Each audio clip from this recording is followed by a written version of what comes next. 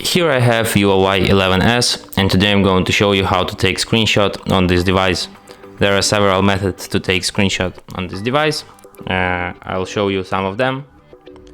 Let's, for example, open the screen which you want to capture, for example, settings list. And what you have to do next is to press combination power key and volume down at the same time.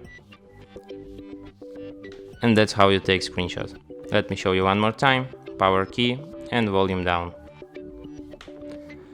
The second method is you can just hold power key, and after this window appears, here you have the button screenshot.